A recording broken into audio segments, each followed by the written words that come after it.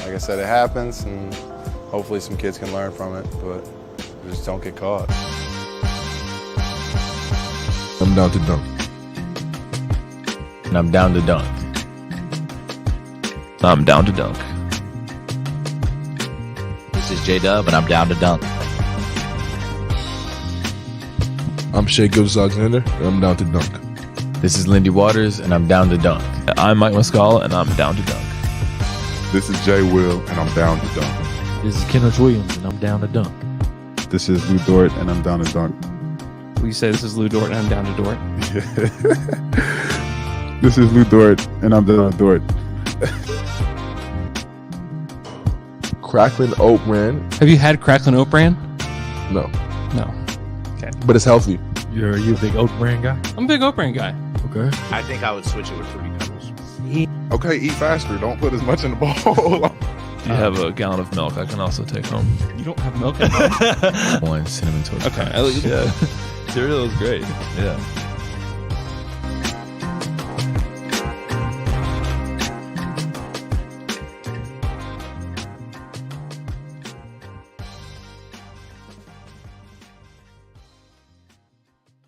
Welcome to Down to Dunk. I'm your host, Andrew Schlecht. We're part of the Athletic Podcast Network. Hey, you can go to theathletic.com/down2dunk and get The Athletic for $1 a month for 12 months.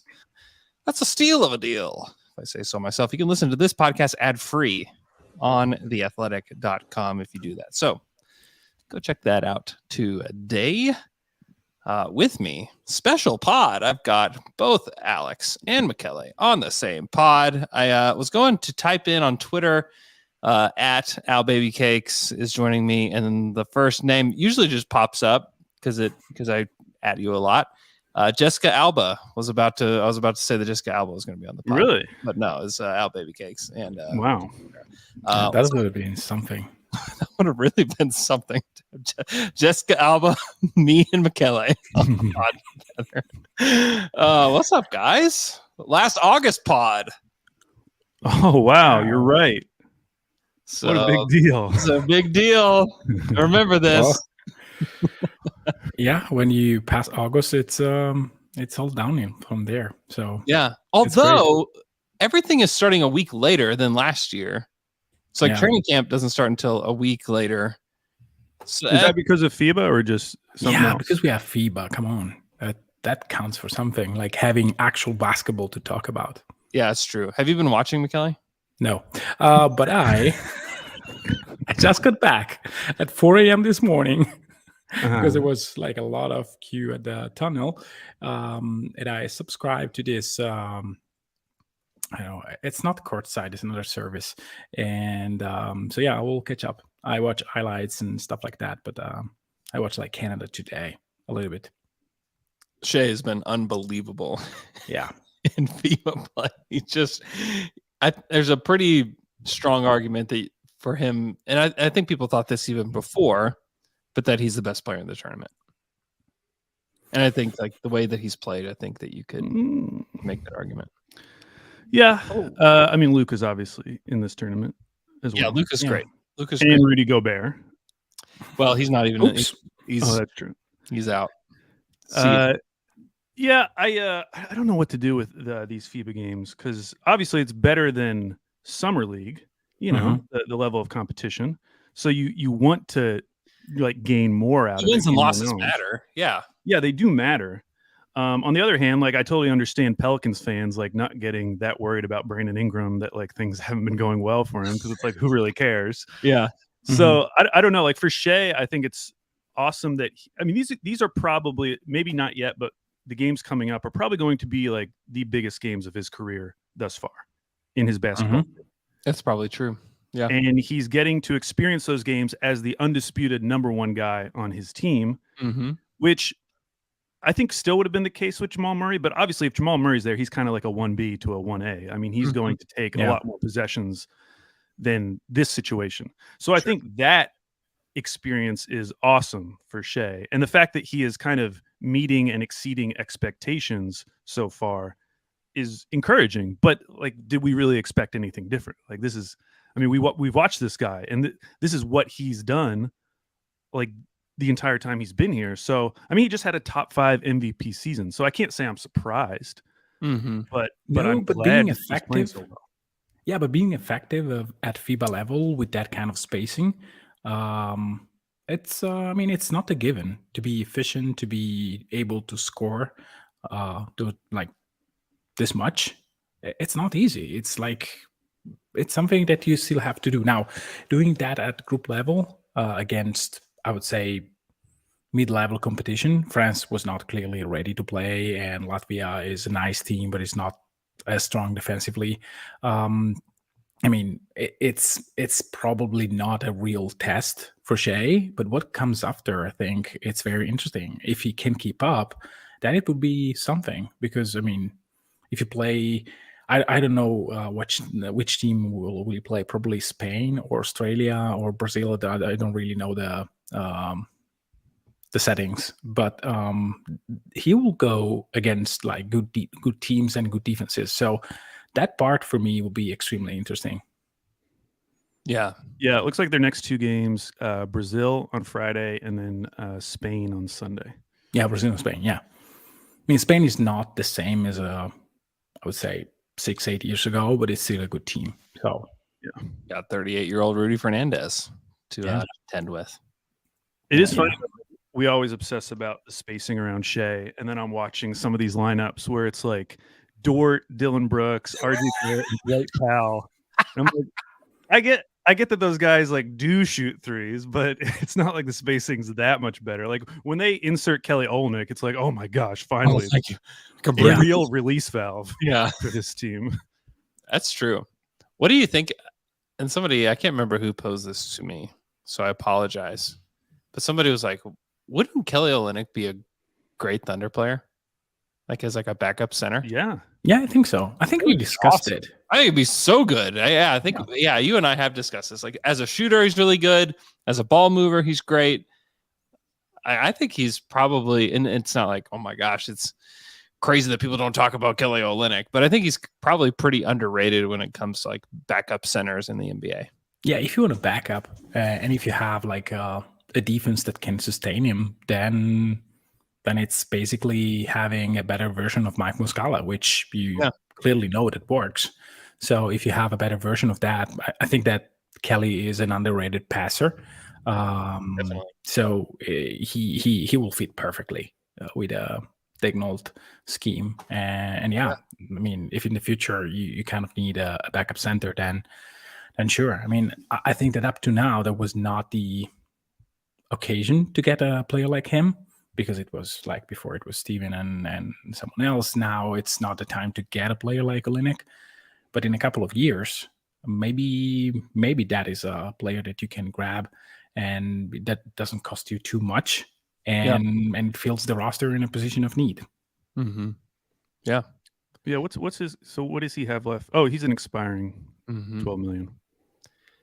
Which for a Jazz team that will probably not make the playoffs or the play-in, I don't know. I would trade him. I mean, same with like I was talking to James Edwards earlier today for the Athletic NBA show, and I was just like, shouldn't they just trade Bogdanovic? Shouldn't they just trade him? I actually feel like, because that's a team that needs to improve, obviously, or Troy Weaver's probably gone. Like that's a team who should probably trade for Kelly Olynyk. Like, actually have a center who can stretch a little bit. Yeah. We talked about how if they look like they're not heading for the play, and they should probably trade Bogdanovic. Yeah. And get like a future asset for him. Yeah. James didn't think that like Troy's going to lose his job like next summer or something. He thinks he has really that. Yeah. Okay. So I don't know. But that was. Does he agree that they should probably win more than like 25 games? Yeah, he thinks they need to win like 30 games. Okay. Yeah, it depends on how. I mean, if you see like all the young players starting to mold together and be something on the court, and then something else happens, like not again on Cade, because otherwise that is going to be an issue. But if like another player suffers an injury or something like that, and you don't have the season that you hope for, it's fine as long as you see some results, some like identity of the team, which is the part that you miss. If you see a season like the one that Orlando had, I think that you could be okay. We are on the right path. Mm-hmm. I mean, I know that he was not responsible for the first year of this, but they are entering year 5, which will end up being more than the Process Sixers. The Process Sixers lasted 4 years. Their final year, they won 28 games before they eventually became a good team.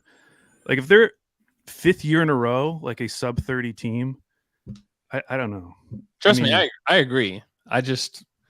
James has a good pulse on what's going on with the team, and he still feels like Troy has more time. So I get it. I get why you may want to move on from him, but the team also feels really good about their young core as well. So I don't know. Who doesn't? Who's the team who feels bad about their young core? Charlotte? Yeah, sure. That's a good call. They'd ever say that. They've done the best job of finding the worst player in the first round every year for like the last 3 years. And I think that they know it. It's hard to do. It's hard just to as hard as finding the best player every year. Worst player that's also projected to be in the first round. I mean, they've done it. I mean, I posed that question on Twitter because like Garuba and Tai got waived, and neither of them were picked off waivers. And I was just looking at those last 2 drafts, like how many guys realistically who were drafted in the last 2 years, ignoring last year's draft, so the 2 previous drafts, could be waived today and not picked off waivers. Yeah. It's not like a super long list. There obviously are names.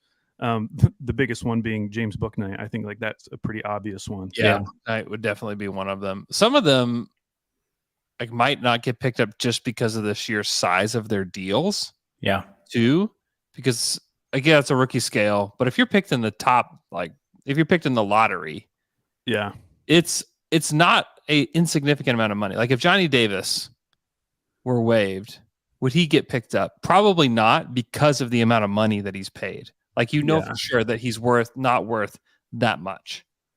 How is he making? Like $6 million? Let me look up what his contract is, but if it's over 3, he's not worth it. Yeah, it's surely over 3. Yeah, he's making 5.2, 6.7. Yeah. And it's not like that's that's not a lot of money in the NBA. But why do you have to pay? I mean, I didn't see anything that allows you to think, hey, this guy is going on the right path. Yeah. Like it's not like bad efficiency, but you see other stuff like with Oladipo, it was clearly in a weird situation in Orlando, but like numbers were there and you could see games where he went off and it was just the alpha guy. And I was not the best of his class, but still like something that you can project. With Johnny Davis, like what you can really project. I mean, it's extremely disappointing. Yeah, it is up to now. I don't think there's a lot of guys from the 22 class that would get waived and not picked up. I think the 21 class there's a lot, actually. Yeah, for 22, like maybe Wendell Moore Jr., maybe Patrick Baldwin Jr. Those are the only 2 names. Those are late in the draft. I mean, you can. Yeah. Dalen Terry, maybe at 18. But the previous draft. Chance. I mean, with Dalen Terry is still like. You may like the physical tools and say, okay, let's see if we can. Oh, I would definitely want the Thunder to pick him up if he got waived, just for fun. Yeah, I don't know, but like there is room for a guy that projected as a good defender that may have skills on ball. I mean, Chicago is not exactly the place. Yeah, it's true. The 21 draft, though, like Day'Ron Sharp. Definitely. Josh Christopher, Isaiah Jackson, Keon Johnson, Kai Jones, another Hornet, probably doesn't get picked up. Josh Primo was already waived and not picked up. James Bouknight. Maybe that's the end of the list. I was glad to see that Tai got picked up by the Bucks, though, because I had mentioned the Bucks as like a possible Trey Mann destination one day, just because they don't have any young guys. Mm-hmm. And I mean, Tai is arguably their best prospect. I mean, it depends on what you feel about Beauchamp. He's definitely their number 2 prospect. And I like Beauchamp better, but that's I think I don't know if it was Eric Name, but he was saying somebody tweeted about the Bucks like last year they had, it might have been Ty Windish. Last year they had only one player who was born after 2000, and now they have 5. So they're making progress. A lot of those guys are like their second round picks from this year, but shout out. They have to get younger. They're so old. That's crazy. Yeah. That is crazy that they after 2000, that means 23. It's not even like it's not 20-year-olds on their team. Super duper young. And it's not that he got a regular contract, he got a 2-way, which tells you a lot about why OKC let him go, because there was really no traction on anything. If you end up in a 2-way, and we're still a bit far away from the starting of training camp, we could have tested waters a little bit more before signing. Sure, he has a chance to play due to the age of the roster, but he may be like the 17th guy on Milwaukee. And how much can you really play? You don't. Yeah. Yeah. How many guys that are on the Thunder roster currently, the 21-man roster, were born after the year 2000? Oh man. I'll guess I'll say double digits. Let's say 10. So it's Shea, Lou Dort, Kenny. Shea is not. Yeah, Shea. You're doing opposite. Okay. Yeah, opposite. Yes, Shea, Lou Dort. That is much easier. Kenny. Then there is I think Isaiah Joe. I'm not sure about Jack White. It's surely Mitsic. So we're at 5. Then Oladipo. Who's the oldest player on the roster? It's Oladipo, I think. It is Oladipo. So born on Star Wars Day in 92. May the 4th be with you, Victor Oladipo. So I am at 7. I'm surely missing 1. I would say 8. 2 ways count. So what is it? Is Sar older? No. So it is 10. Alex knows. Wow. And there are actually more players born before 2000. There's 11. Joe, Dort, Sar, Wiggins. Oh, Wiggins. Alexander, White, Waters, Williams, Mitsic. Whitewater Williams. Bertans, and Oladipo. Oh man, see, that's why we need to keep Jack White on there with the Whitewater Bay lineup. Oh, that was actually I agree. Kelly, you don't know what that is, but I don't know Bay what you're talking about. Is a water park in Oklahoma City, world famous. I'm world famous. Shocked you don't know about it.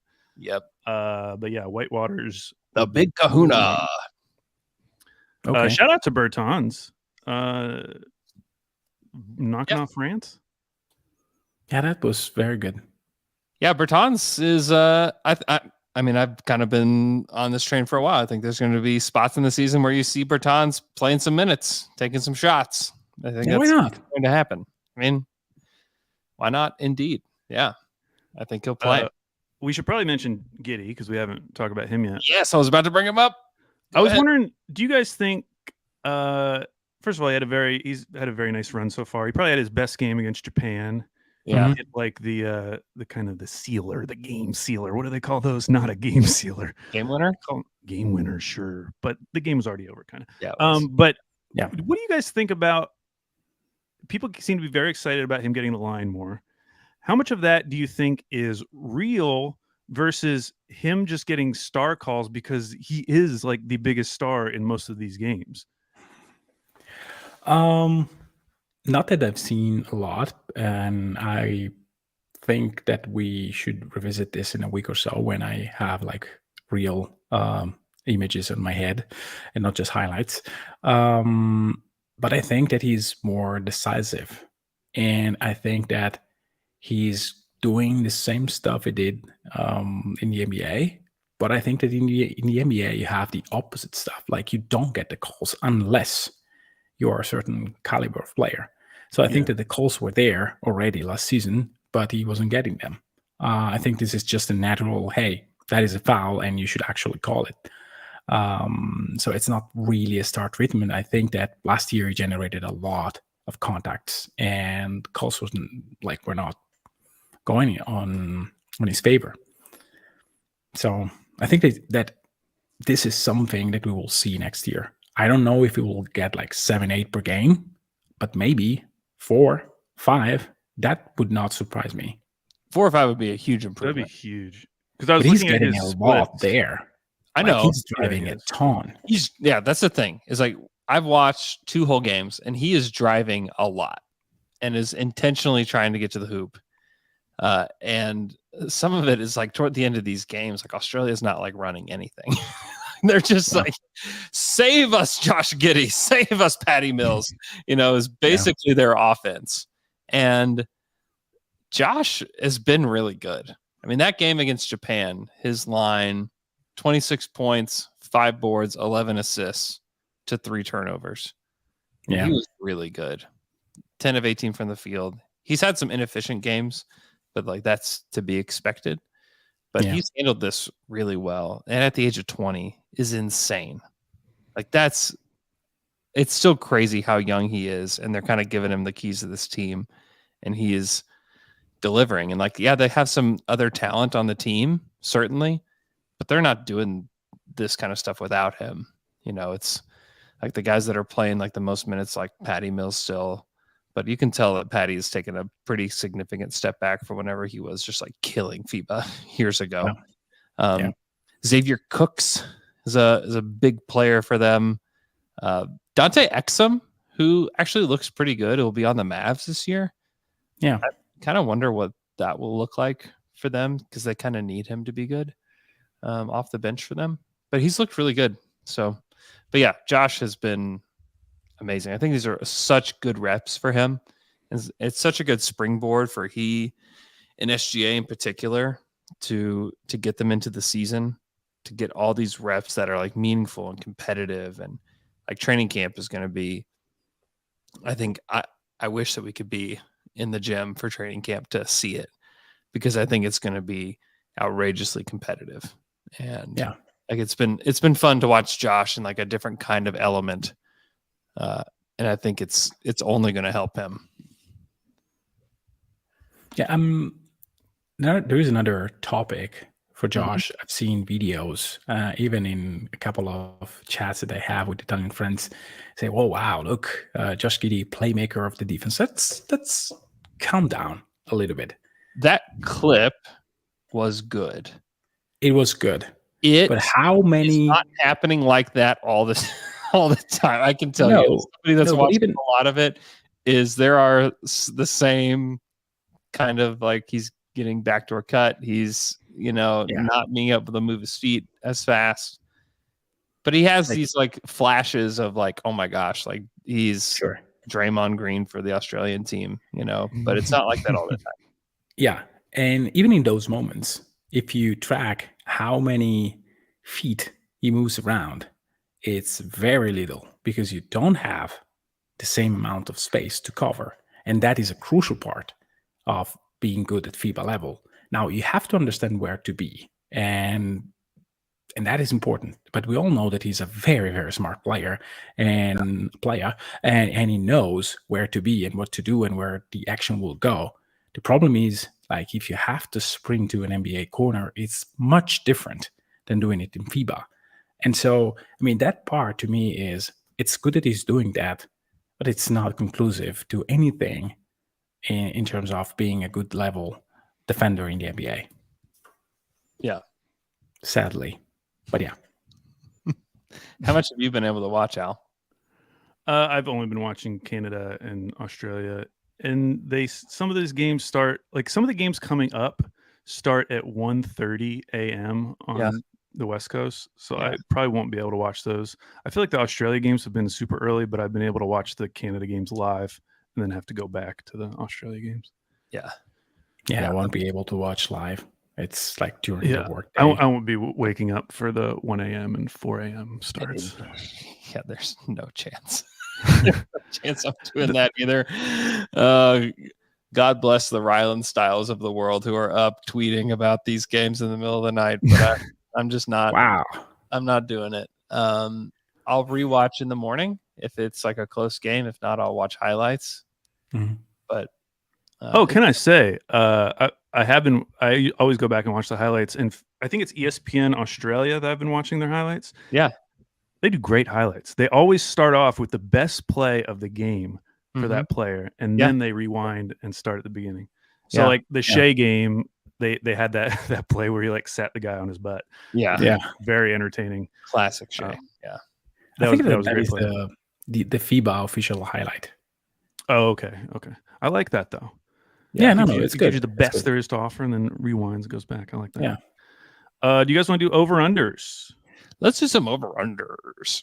Okay, so I sent Andrew Michele the NBA over-unders that are out as of right now. Miami and Portland are off the board temporarily, though Michele did find an over-under for Miami, I think.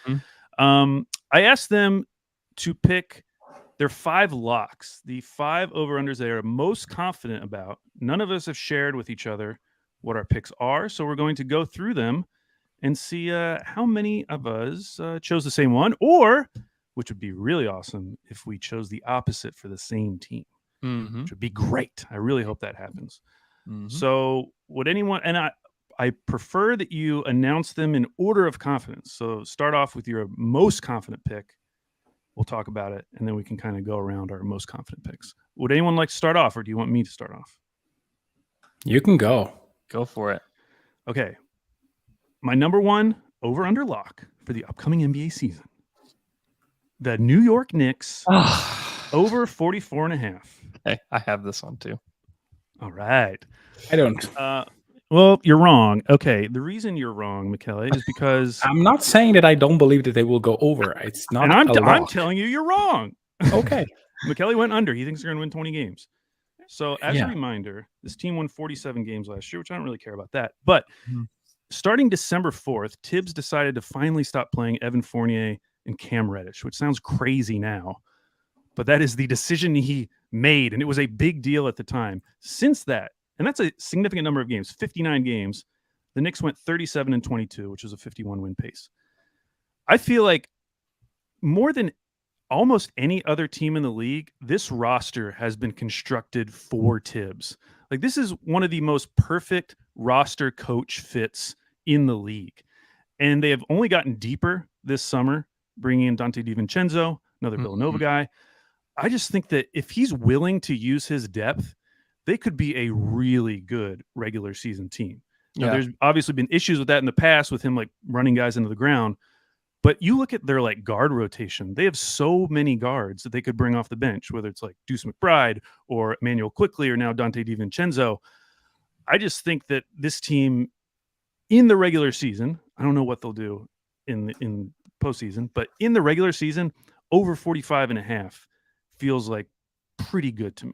I'm feeling pretty confident about that. I agree. I mean, they won a round of the playoffs last year too and beat a really good Cleveland team. They did. You know? Yeah. That's nothing to sneeze at.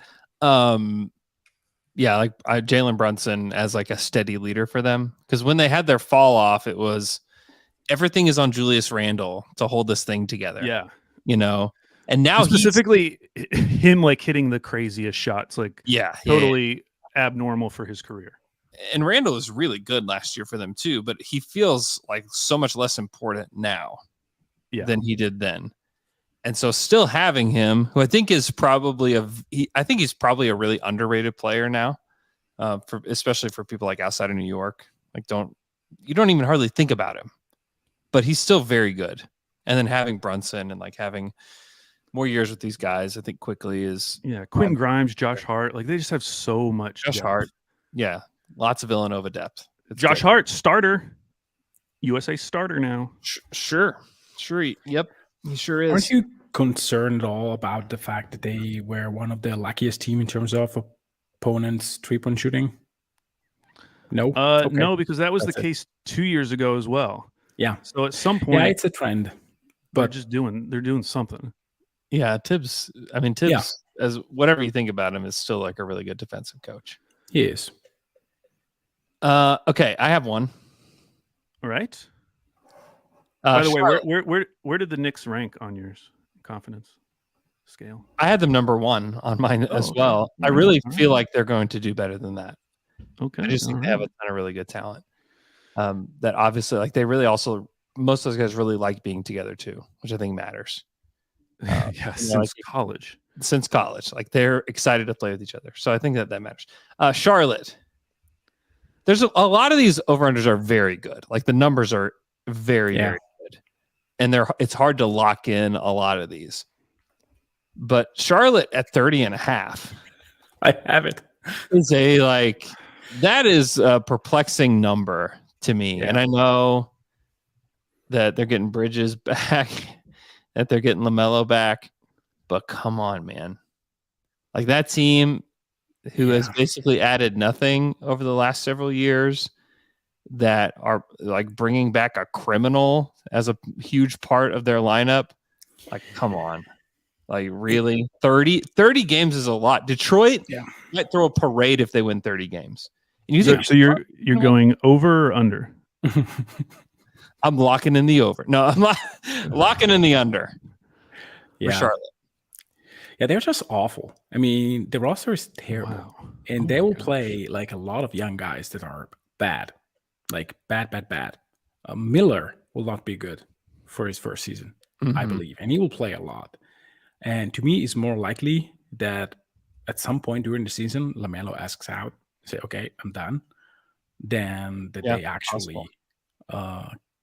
bring a season together and they just win more than 30 games.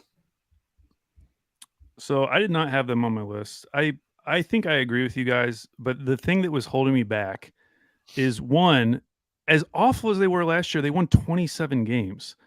And a lot of those games came with no one in the lineup because they were a really good defensive team post All-Star break. Yeah. They were the number 8th They best were the team defense that nobody took seriously. Nobody. True. Absolutely. That is, I think, the main catalyst of what they did. When you think going forward, like I know we think they're going to be playing all these young guys. At the same time, like they still have Terry Rozier. They're going to play him. They still have LaMelo Ball. They still have Miles Bridges. They still have PJ Washington. They still have Mark Williams. I mean, he's a new guy. They still have Gordon Hayward. Like Steve Clifford is going to play those guys. And if he was able to get 27 wins out of that crap last year, like I agree. I think I would take the under, but I was too scared to pick it because of all those reasons. I think you're buying into Frank Ntilikina joining them. I'm definitely not doing that. I know people are. That there will be a median. Let me rephrase. A lot of teams that will win between 36 and 44 games, and there will be like a few teams that are on the margin of that, and Charlotte is one that is below. And it's very easy to see them losing a lot of games because there are many teams that are really trying to win. And therefore, I think that they will not be in the same boat as last year where they faced like a lot of teams that were just fooling around in the second part of the season. Again, the game against OKC was just terrible. It's not that Charlotte don't want to talk about it. Don't want to talk about it. But those are the games. And so I don't know. I really don't see a path for them to be relevant. And if you are at 12 wins after 55 games, what do you do? Like, just punt, probably. Even if you're at 18. So Andrew Michele shared a pick. Me and Andrew shared a pick. So Michele, it's your turn. You can complete the Trinity if you pick something that I also picked. The Hornets have a two-way player named Leaky Black who just sounds like he should be a Harry Potter character. Just like that. Yeah, fantastic. They also have Xavier Sneed. Too much Harry Potter in my life right now. Wow. Anyway, okay, Michele, here we go. Over under. I think that the Sacramento Kings are a team that are not discussed enough. They had a great regular season last year. They had an amazing offense, and they were one of the teams that was the most unlucky in terms of three-point opponents. I think that they are better this year, not because of like any addition, but because of the fact that those players are young enough where you can see improvement. And so to me, betting that they win like 4 or 5 games less than last season is just nonsensical. The West is stuck. I get that, but I bet on the team that has a lot of continuity, that has an identity. that has a defensive coach that maybe in a season or two can improve the defensive principles. And so I really believe that the Kings will win 46, 47, 48. And I would be very surprised if they go 44 or below. Do you have any opinion on the new shooter, Sasha Vezenkov? No. I think that he can be, on good nights, he can be like Bertans. He can be automatic. He can have games where it just goes and scores a lot. But my, let's say my grade, it's not based on Vezenkov, which may be like a good addition. He may take some of the Trey Lyle minutes. The defense is going to be bad for Vezenkov, but the 3-point shooting is real. So if you can get a guy that like some nights can go in and take 10 threes and make 6, 7, it's on brand with what they do. Yeah. And again, I'm in love of their offense. It's just, I think that works. It's not something fake. And when you have that level of an offense, it's really hard to be a bad team. Mm-hmm. Yeah, they won Andrew, 48 did you have games them last year. No, I did not. My concern is that all of these guys played 73 games or more. De'Aaron Fox, Trey Lyles, Kevin Huerter, Malik Monk, Sabonis, Davion Mitchell, Keegan Murray, Harrison Barnes. Yeah, that's a good point. Sabonis played 79, Davion 80, Keegan 80, Harrison Barnes 82. De'Aaron Fox playing only one half. So that to me is also they had a lot of like luck on their side of no one getting hurt really and missing any time.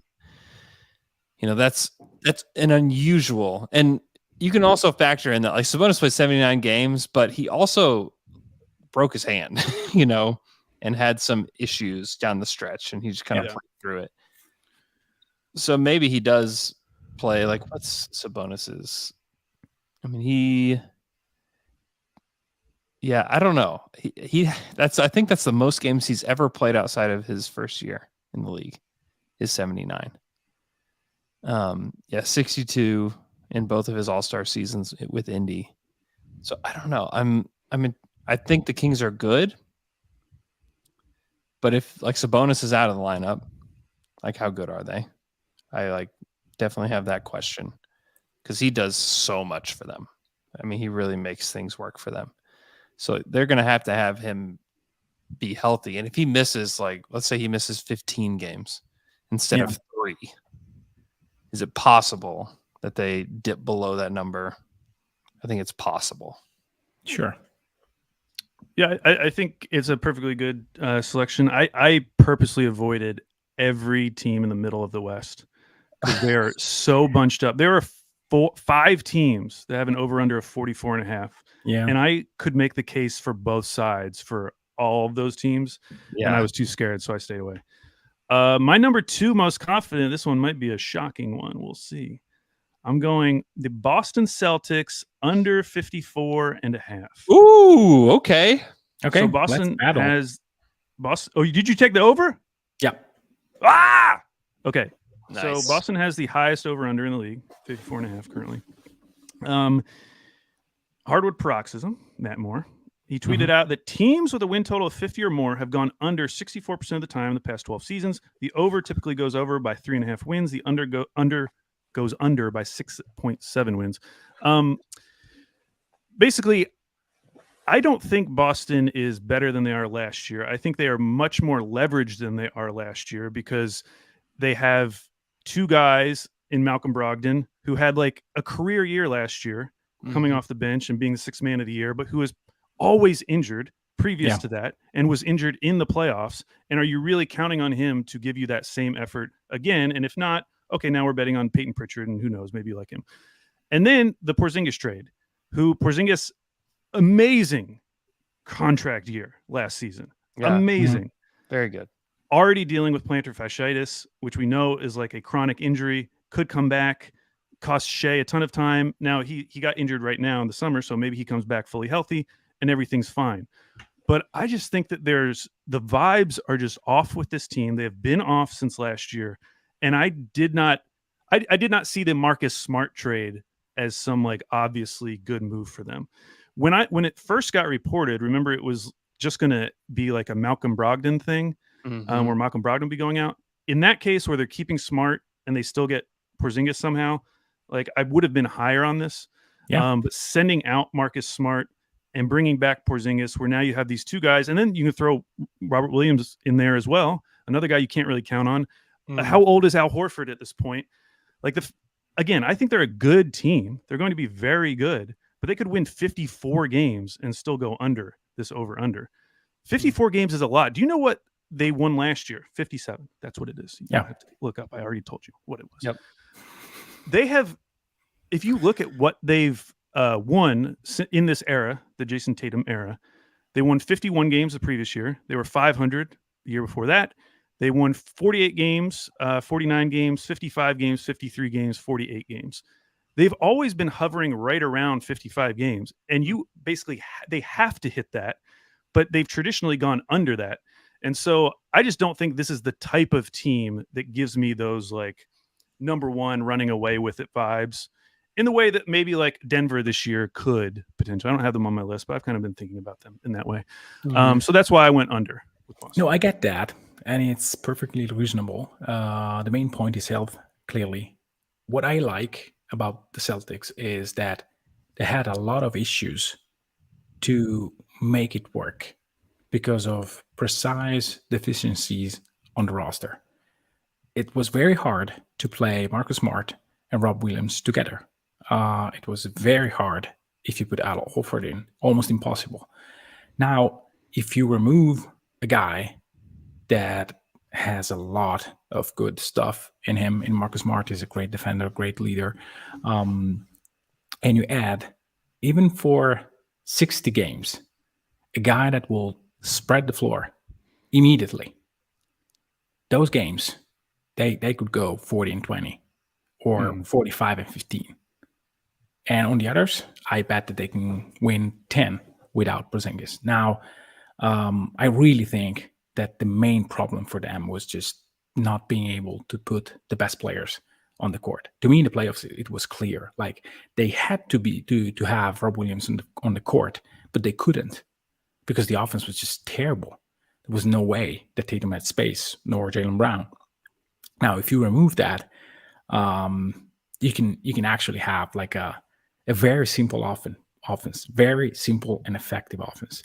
And again, to me, that in the regular season, you can just coast a lot of games because your players are just the best. You have 2 top 15 players, and you add spacing around them. You're just going to win games, and they may correct something at the deadline. I don't think that this is the roster that will play the full season. I think that Brogdon may be on the move. I mean, they didn't do it at the starting of free agency, but they may revisit that later on.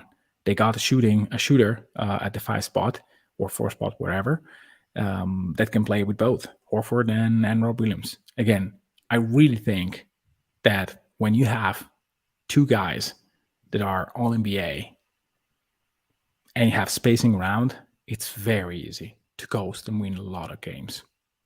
Mm-hmm. Some of this too depends on like improvement within the coaching staff as well with Missoula, because they went from Stevens to Udoka to Missoula. And like, that's a lot of coaching change to happen for like a good team that has like a stable core of players. And some of it, like their hand was forced some with the Ime Udoka situation. And now they're kind of locked in to this Missoula contract and to him being the coach, because you really just don't want to have 4 coaches in 4 years. Yeah. But things didn't end all that well with Missoula, in the playoffs. And so you just wonder what that looks like for them too. And also, like, you look at last year, they won 57 games and also had what looked like an incredibly shaky start, as far as like, oh my gosh, like they just lost their coach. They got to have this interim guy come in. The guy that they probably would have chosen as their number 1 guy is now the head coach for the Utah Jazz and not here anymore. And so now they got to, I think Missoula is the youngest coach in the league right now. He's got to be younger than Horford. Like, he just has to be. I don't know. I don't have that in front of me, but he just has to be. It's interesting. Like that. I think I could see either way for them. I wouldn't touch that as a lock. But I think their roster is interesting. I also had heard that no matter what the circumstances were around that Porzingis trade, I think that Marcus Smart was going to get moved. No matter what. No matter what. So, yeah, it's too hard to play this style of play of basketball that they want to use with a guy like Smart. yeah. Yeah, I think they were ready to move on from him. Yeah. From what I understand. Maybe that doesn't come to fruition if they get Porzingis without trading him and they don't find anything else they like. But I think it was going to happen. Okay. I have another one. I'm going to take the under on the Utah Jazz. Who have a projected 35.5 over under. I just believe that I don't think they're going to be able to truly pivot to tanking because they have too many guys on their team. Shame on you. You don't trust Walker Kessler. That is shameful. I mean, he's the greatest player in the history of the league to ever average 9 and 8. Ever. No one has ever been as good as him and averaged 9 and 8. No one has ever done it. It's just You'll never podcast again with Kendrick Perkins, but go ahead. I think that they could pivot to playing their younger guys this year and not so much some of their older guys. Now, there's also the confusion of them adding John Collins to the mix, which is weird, and I don't know what to do with that. But also, you just drafted Taylor Hendricks. Why would you trade for John Collins if you are going to draft Taylor Hendricks? That just seems weird. And also you have Keontae George, who played really, really well in Summer League. And so I just wonder if they may sell off some parts to get extra picks, play Keontae George, market in, the reincarnated Bill Russell, and, move forward like that. Would you move on from Laurie for a good offer? It would have to be so good. I don't think I would. I think that they've kind of struck gold there with him, and I think it's a good way to start a negotiation, saying that you don't. But go ahead. He's 26. I think that he was really, really good last year. And it's obviously not the same as the Shea and OKC thing the last couple of years because Shea was younger than that. Yeah, but I kind of feel the same way where it's why? What's the point? Just keep him. He's not going to. I mean, their problems last year in terms of winning too many games, I think those could be solved other ways. Though, if Walker Kessler continues to have these kind of on-off numbers, and you're pairing him with Larry Markkinen, there is probably a floor to how bad you can be. Yeah, that is exactly my point. I don't see them being. Yeah, they might win 34 or 35 and being under. I don't see them winning 30, 31, something like that. They have too many players. They have, Sexton is coming back, so maybe they can go 32 or 33. They won 37 last year. Yeah, I mean, and they sat the guys a lot at the end of the season. At the end of the season, they were putrid. Yeah, and for a better draft. Yeah. If they wanted to really tank, last year was the year to say, hey, Laurie, you can play 10 games. Choose which ones, and then it's vacation for you. And they didn't. Their coach is really good, really, really good. So to me, there is a cap on how bad they can be if this is the roster. Otherwise, I say, okay, I really go out and remove a lot of the good players that they have, not Kessler, but Laurie and all the guys that I can trade. Yeah, they did that some at the end of last year too, where they traded Vanderbilt, who played 1,200 minutes for them. They traded Mike Conley, who played 1,200 minutes for them. They traded Malik Beasley, who played 1,400 minutes for them. They did some of that. Not like Malik Beasley's some crazy good player, but Conley and Vanderbilt were big parts of what they were doing. And they traded both those guys, and that's part of how they got worse.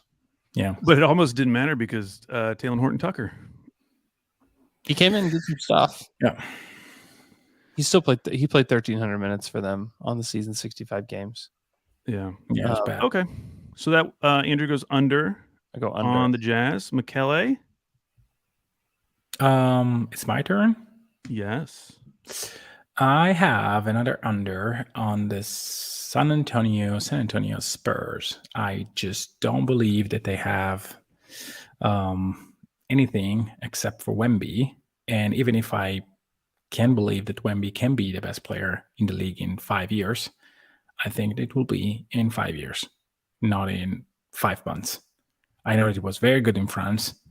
I would be very surprised if he plays more than 65 games. And I would be extremely surprised if they win 20, 25 of those 65 games that he plays. And they will not win any game without him. So I just think they will tank heavily.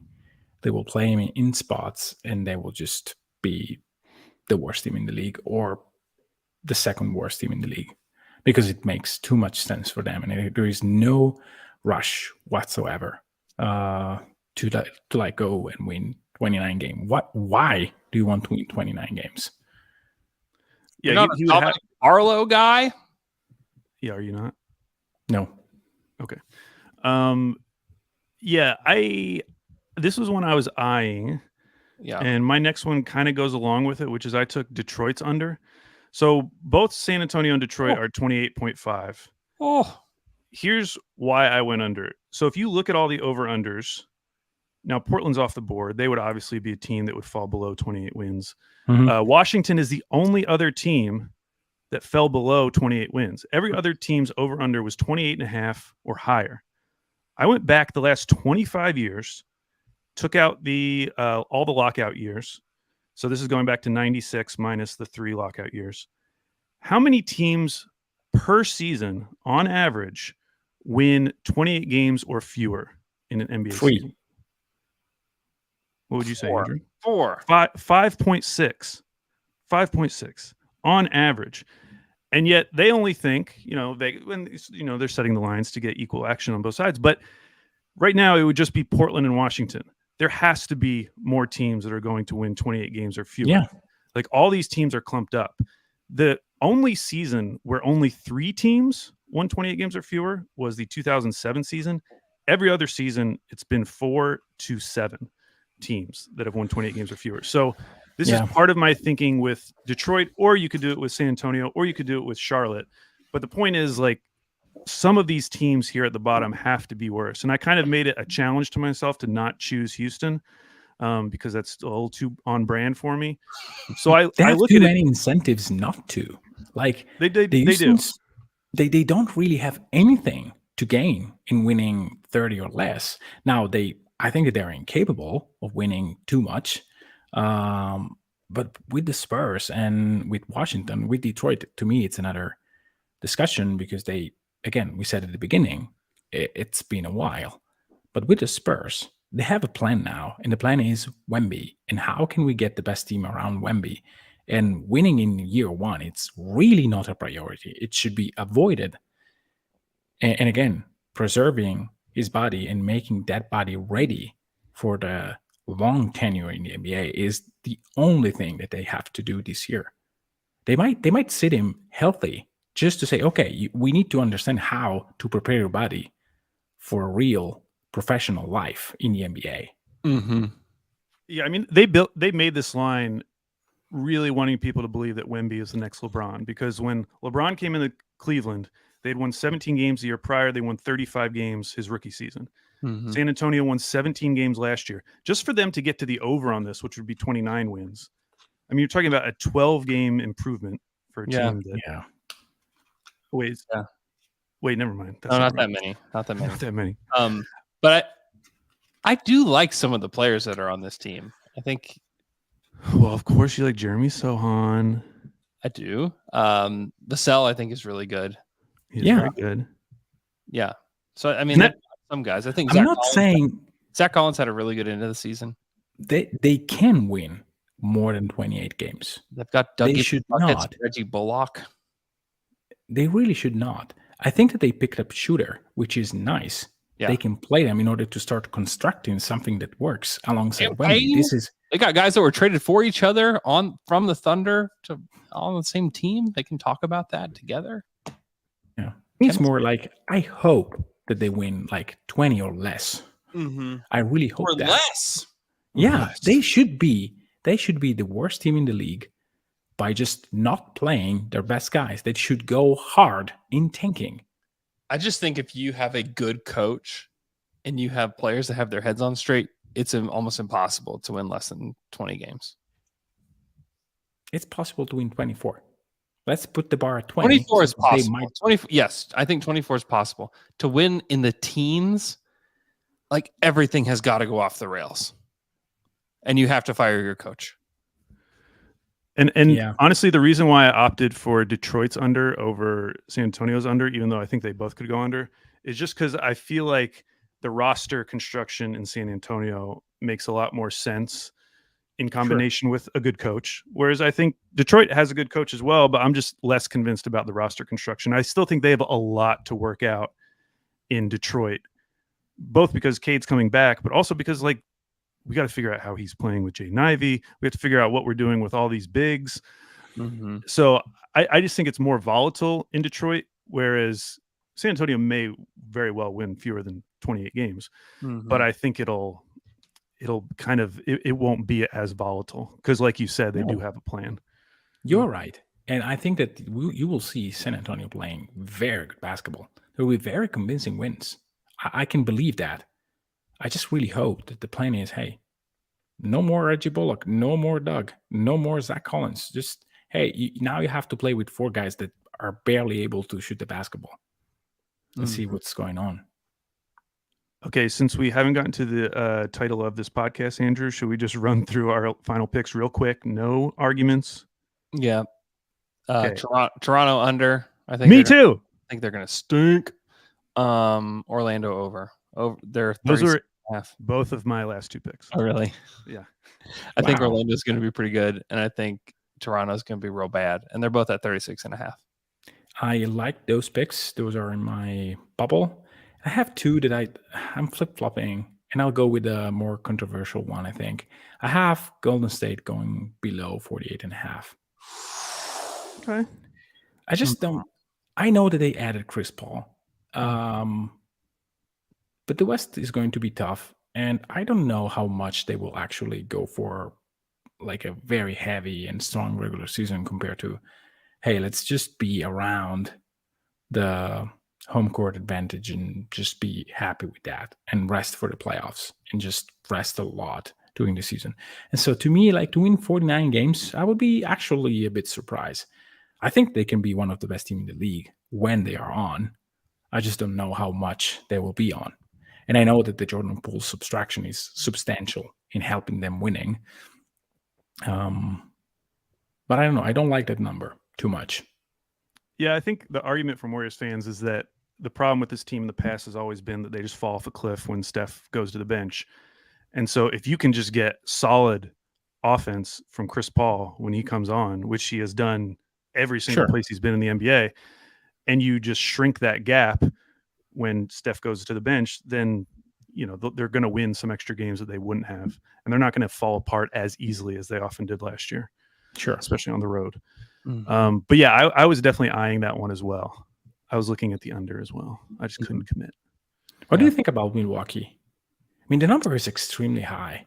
Yeah, I looked at them as well. I was looking at the under. It's high. But they won a lot last year without Chris. And if he's just anything, if he has 2 legs and 2 arms for like 60 games, how can they be much worse? Yeah, I know.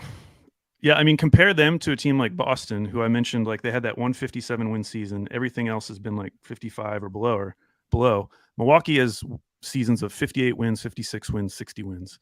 Yeah, like they've been able to put it together. They do continue to get older, though. Yeah, I know it keeps happening every year. New coach too. New coach. They brought back Jay Crowder. That can give them a bump, though. New coach can give you a bump. Maybe they'll win 70. Who knows? Okay, real quick.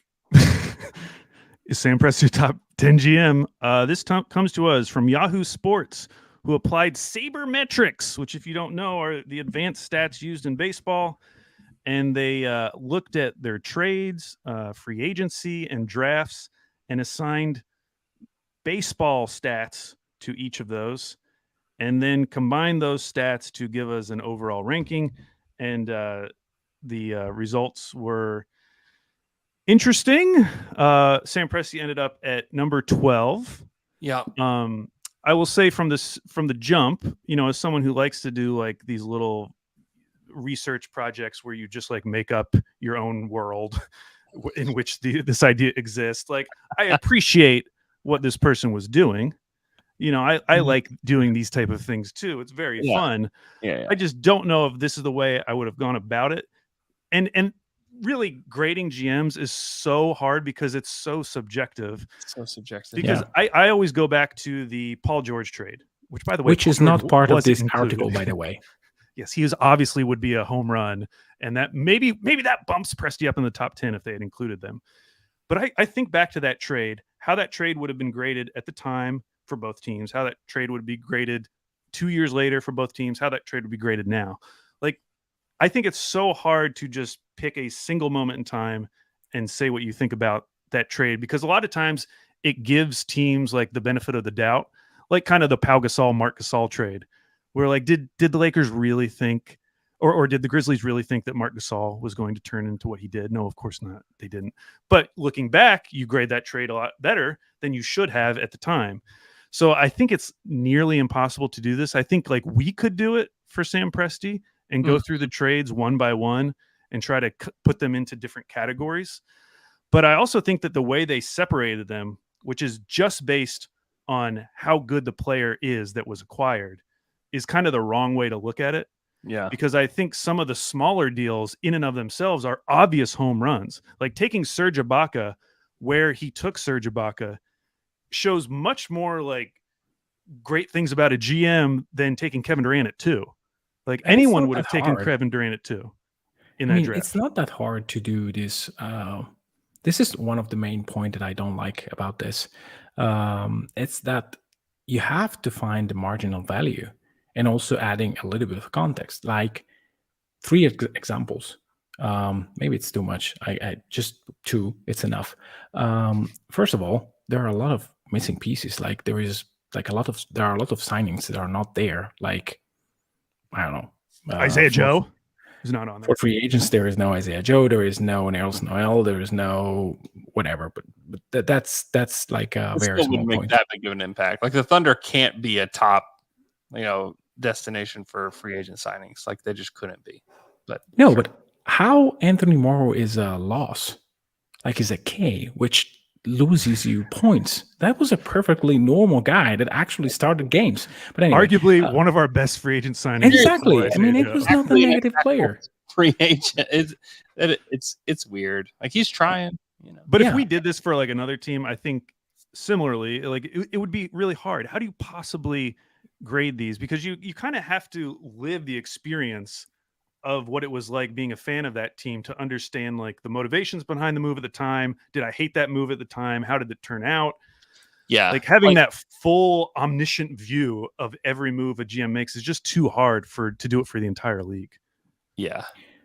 Or you do it mathematically. Like I don't see any world in which the Jeremy Lamb trade and the Chris Paul trade are in the same ballpark as a loss. Like for Chris Paul, they got a first for a year of Chris Paul.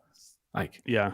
And you don't even have to add the context of, hey, he was actually asking you to leave. Like he was not going to be back in OKC for 1 season. So I don't know. I don't like this. But even if I don't, it's all ridiculous because you look at the list. Like Hamidou Diallo is somehow better than like having Alex Abrinas on your team or Darius Baisley. Like is Darius Baisley and Hamidou Diallo's stint with the Thunder all that much different?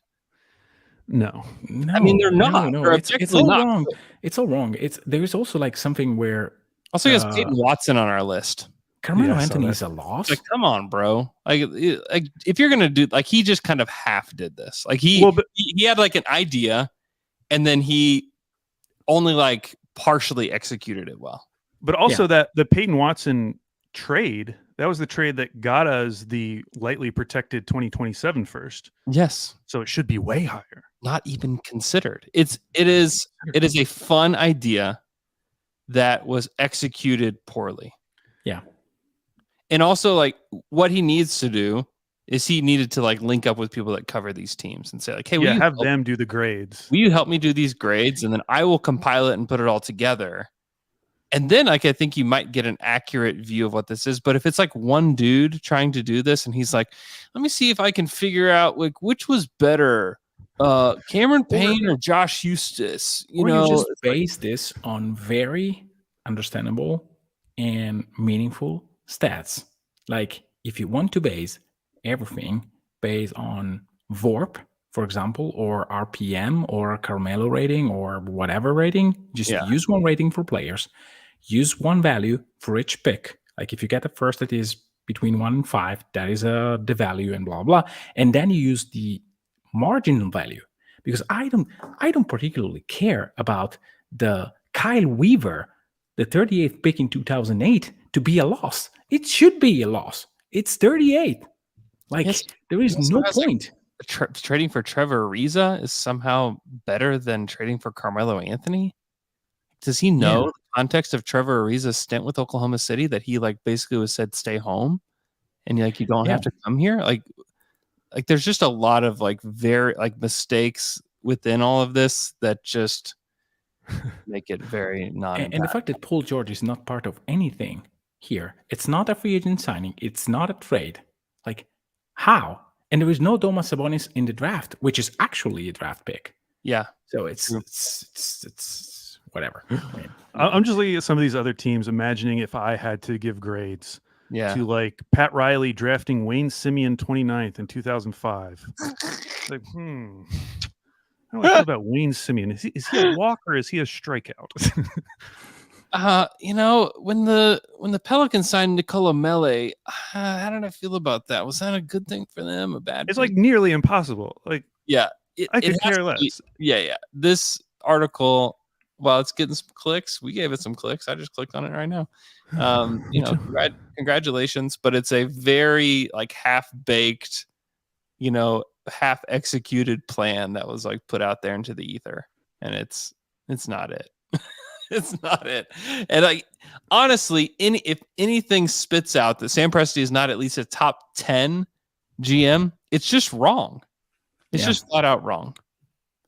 Yeah, the other thing I was wondering is like, did he get knocked because he's been a GM for so long, and so by default he has more picks, he is going to have more failures than the average GM, so that however they're calculating it is going to bring it down just because of the volume of picks.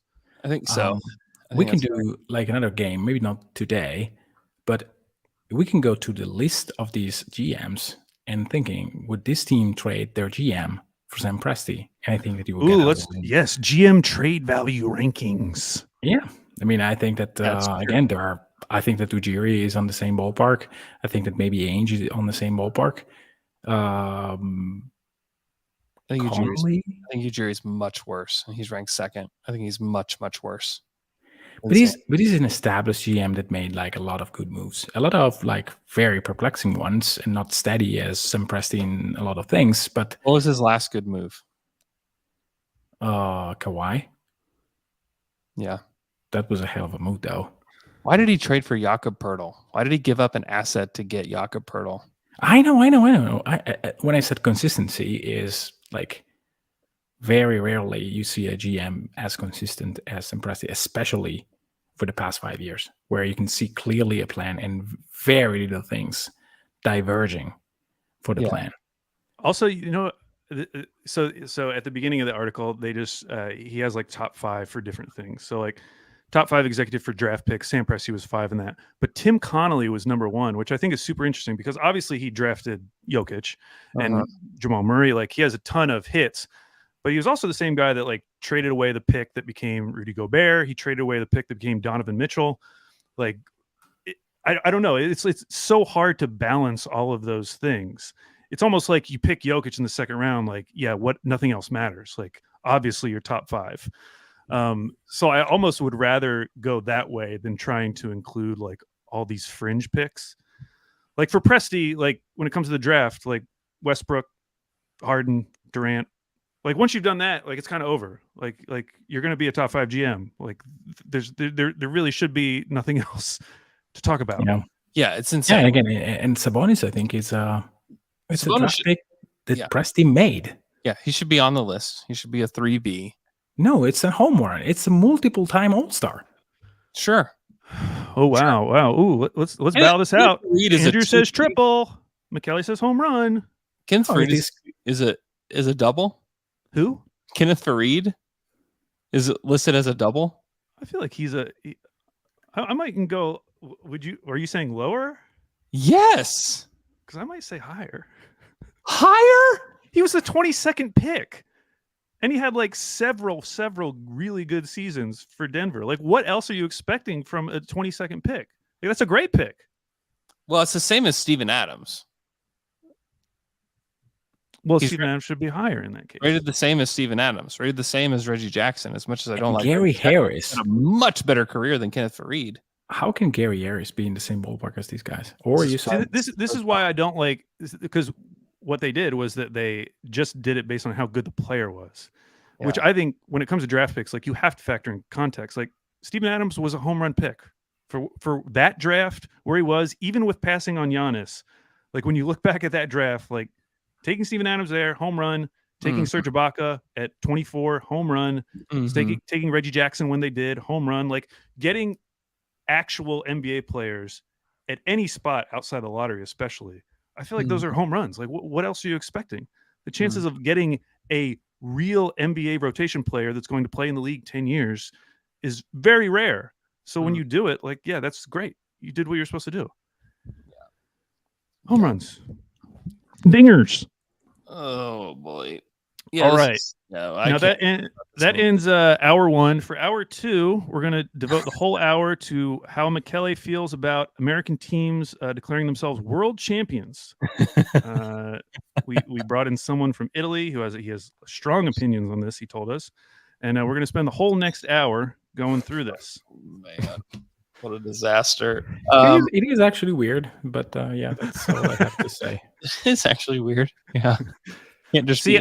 Okay, if it is weird, which fine. Okay, I'll admit it's weird. A bit weird. I said a bit weird. Fine. It can be a bit weird. Fine. Let's have a Champions League where the Nuggets can just destroy every single team in the tournament by 50 points. Great. They tried that in soccer. It is called the International Cup or something like that. It was horrible. Yeah, this would also like the quality of play was.